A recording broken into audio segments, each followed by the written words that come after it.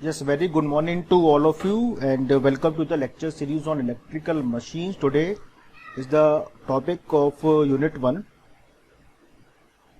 मैं आज यूनिट 1 शुरू करूंगा जिसमें मैं आपको बेसिक कॉन्सेप्ट्स के बारे में basic concepts of electrical machine के बारे में बताऊंगा। जनरली हमने क्लासेस में काफ़ी हद तक बेसिक कॉन्सेप्ट्स को हमने कवर कर लिया है, लेकिन यहाँ पर कुछ बेसिक्स जो हैं जो कि हमें पता होना चाहिए उसके बारे में मैं आपको बताऊंगा। तो हम इस लेक्चर में क्या क्या बेसिकली कवर करने वाले हैं, हम इसमें बात करेंगे। जनरली मेनली जो लेक्चर है ये है बेसिकली इलेक्ट्रिकल और मैकेनिकल एंगल के बीच में। इलेक्ट्रिकल एंगल, दूसरा आता है मैकेनिकल एंगल, कि इनके बीच में क्या डिफरेंस होता है।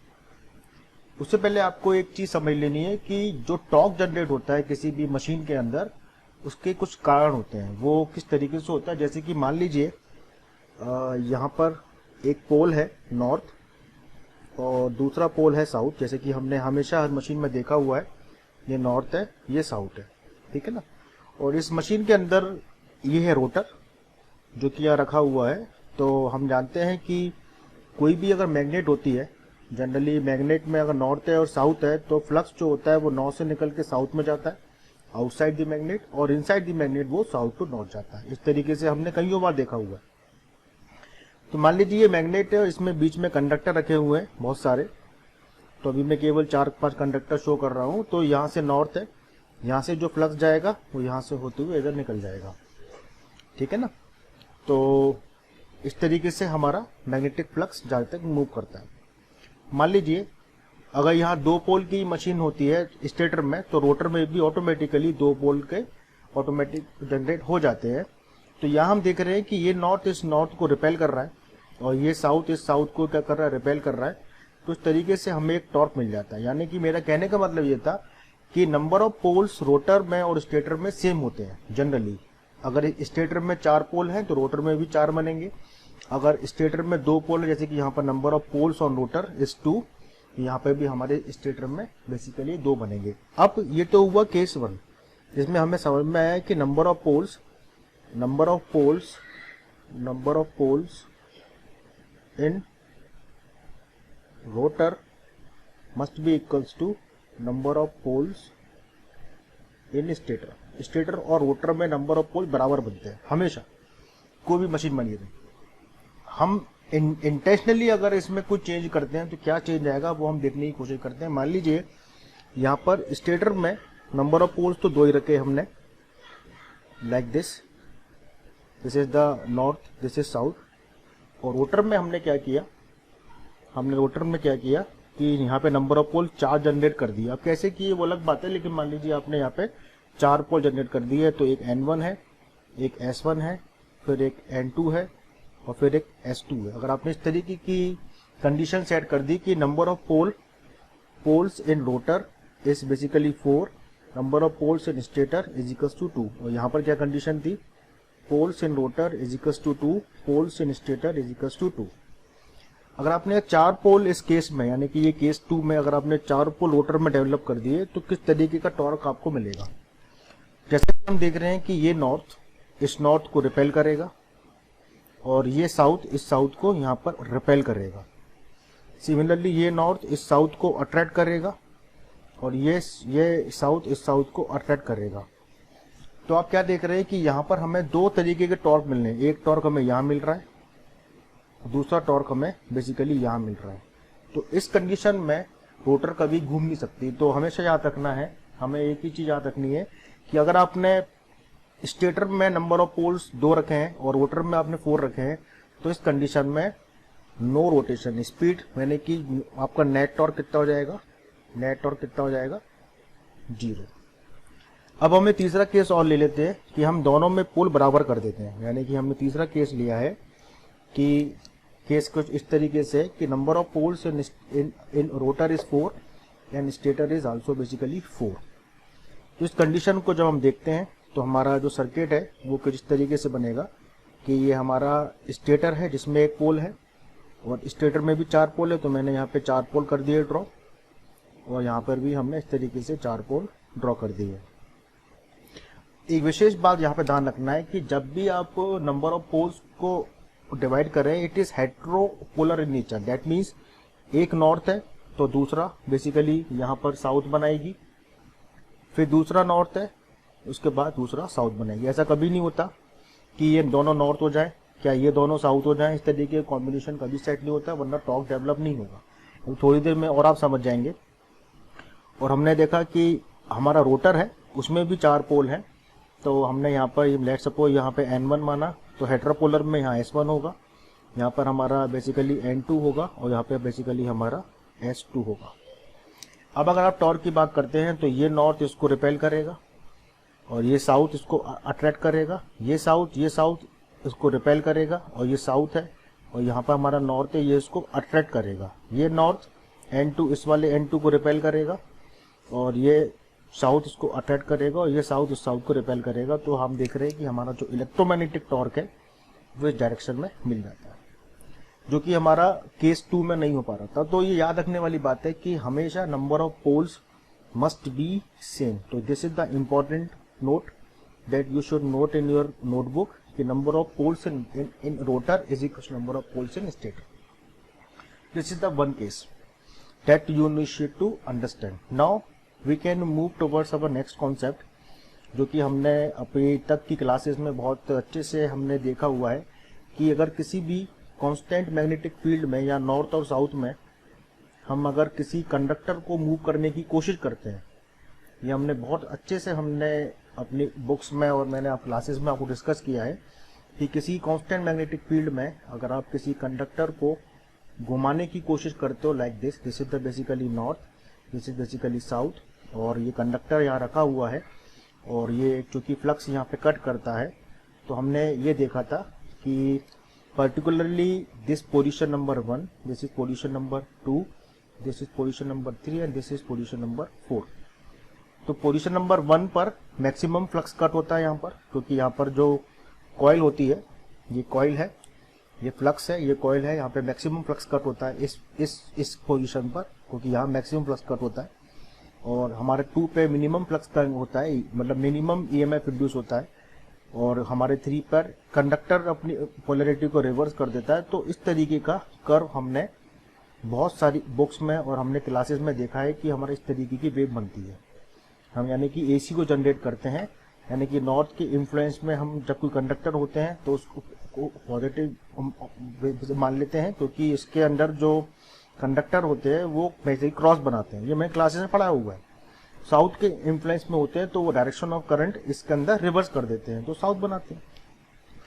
तो एक साइकिल कंप्लीट होने पर, यानी कि यहाँ से 1 से लेकर 2 से लेकर फिर कितना आता है आपका 3, फिर 3 से लेकर 4 से लेकर फिर 1, तो उसको हम ये पाई यानी कि 2 पाई डिस्टेंस ये कवर करता है, जिसमें एक पॉइंट मैक्सिमम है, एक मिनिमम है।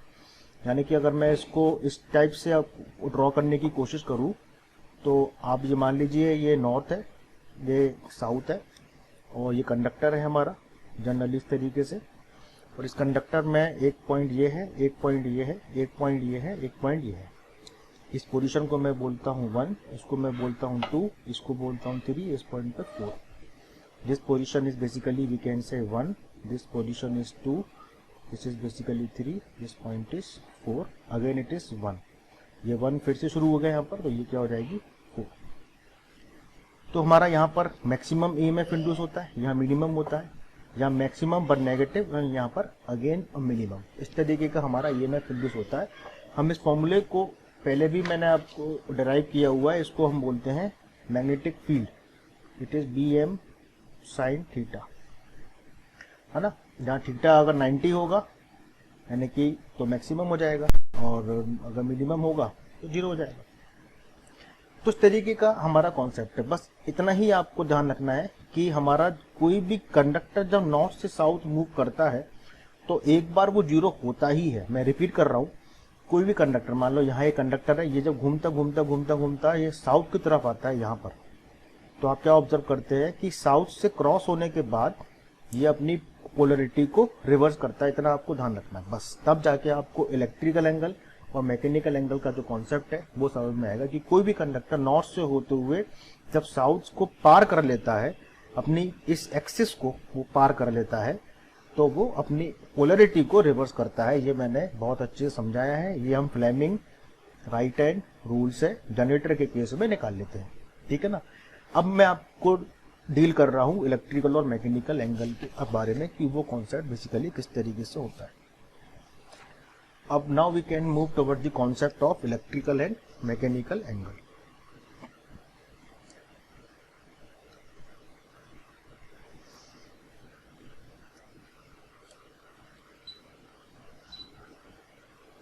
इलेक्ट्रिकल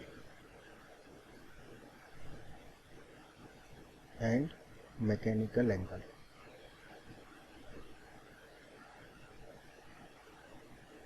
इसमें हम क्या करते हैं, मान लीजिए जैसे कि आपने इस केस में देखा था कि कोई भी कंडक्टर अगर नॉर्थ टू साउथ जाता है, मान लीजिए 2 पोल की मशीन है, तो ऑब्वियस सी बात है यहाँ पर भी 2 पोल बनेंगे जैसे कि यहाँ बन रहे थे। तो यहाँ पर कोई भी कंडक्टर जब घूमता हुआ नॉर्थ टू साउथ क्रॉस करता है, फिर घूम के नॉर्थ पे आता है, तो एक साइकिल बनती है 2 पाई रेडियन की, ठीक है ना। यानी कि मैकेनिकली वो 2 पाई मतलब मैकेनिकली वो 2 पाई पे गया, 2 पाई से वो मतलब पाई पे गया, फिर आगे गया, उसके बाद उसने 360 डिग्री अपना पूरा किया, तो हमें एक वेव मिलती है। ये बेसिकली कौन सा केस था जब नंबर ऑफ पोल कितने थे, हमारे 2 थे। अगर हम नंबर ऑफ पोल को 4 कर दें, जैसे कि हमने थोड़ी देर पहले देखा था, तब हम चेक करते हैं कि हमारा मैकेनिकल और इलेक्ट्रिकल एंगल का क्या डिफरेंस होता है। मान लीजिए मैंने आपको ये 4 पोल की ये मशीन ले ली है इस तरीके से, लाइक दिस। इस तरीके से मैंने 4 पोल की मशीन ले ली है लाइक दिस, ठीक है। तो मैंने आपको पहले भी बताई थी। तो मान लीजिए ये नॉर्थ है N1, तो ऑब्वियसली बात है यहाँ साउथ को हेट्रोपोलर होता है। यहाँ अगर N2 है तो बेसिकली यहाँ पर S2 होगा।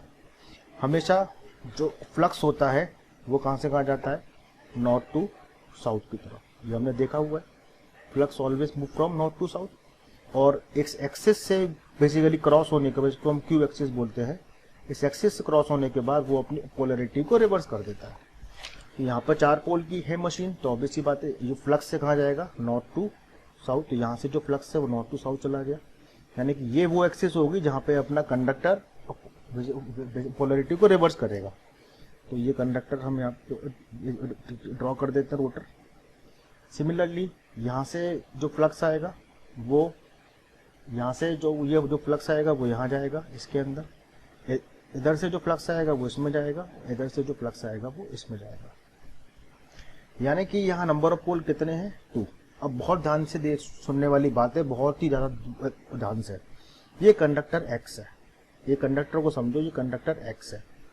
ये कंडक्टर मूव करना चाह रहा है, तो पहले ये नॉर्थ टू साउथ गया। मैंने आपको क्या बताया था, कोई भी कंडक्टर हो अगर वो नॉर्थ टू साउथ क्रॉस कर लेता है तो वो एक एंगल बनाता है, कितने का, पाई का, ठीक है ना।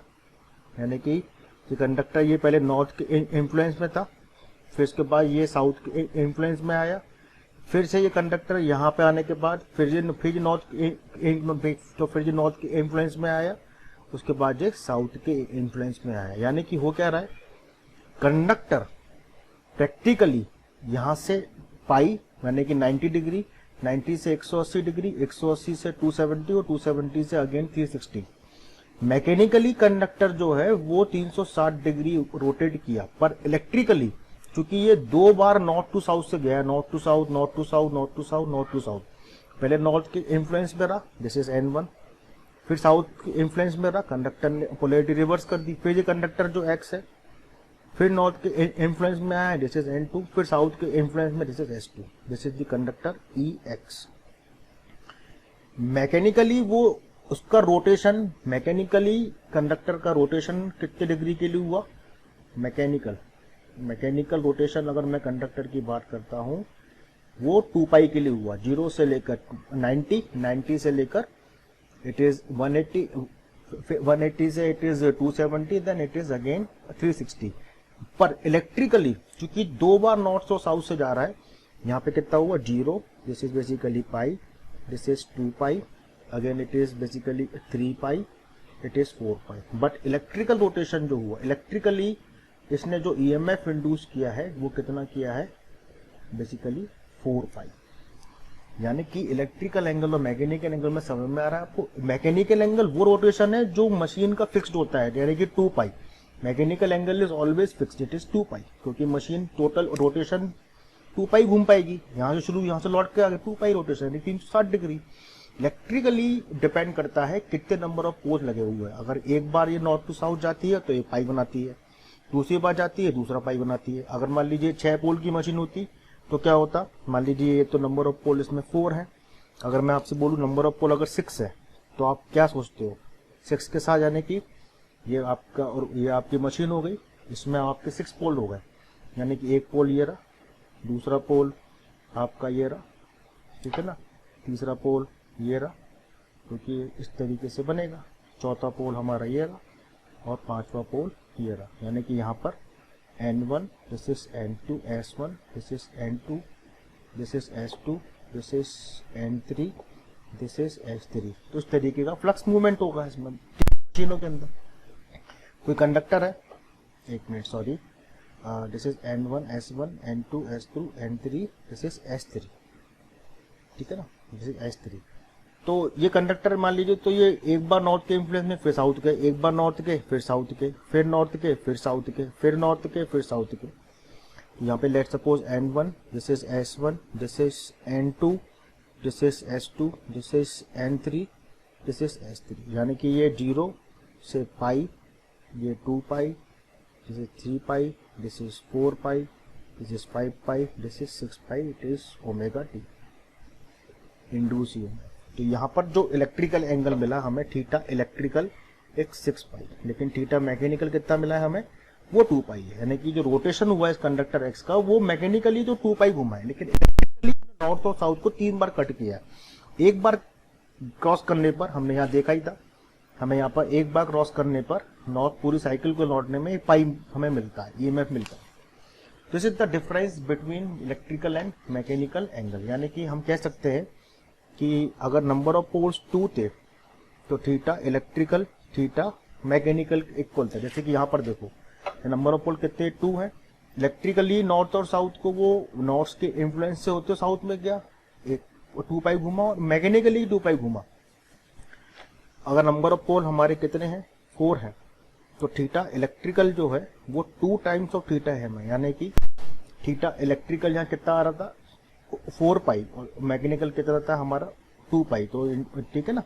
सिमिलरली नंबर ऑफ पोल अगर 6 है तो theta electrical is 6 times of, sorry मतलब 3 टाइम्स ऑफ थीटा मैकेनिकल। तो एक जनरलाइज फॉर्मूला मुझे मिल गया, theta electrical is equals to P by 2 times of theta mechanical. ये एक फॉर्मूला है जो कि आपको नोट कर लेना है। इसकी हेल्प से आप इम्प्रूव करोगे सारे न्यूमेरिकल्स थीटा इलेक्ट्रिकल मैकेनिकल के हमारे यहाँ से सॉल्व हो जाएंगे। This is the concept of electrical and mechanical angle, ये आपको नोट कर लेना है। और यहाँ तक एक टॉपिक हमारा बेसिकली कवर होता है थीटा इलेक्ट्रिकल और थीटा मैकेनिकल का। आगे की कहानी हम नेक्स्ट क्लास में सीखेंगे, जिसमें मैं बताऊंगा आपको कंसंट्रेटेड और डिस्ट्रीब्यूटेड वाइंडिंग के बारे में। ठीक है, thank you very much, thanks a lot.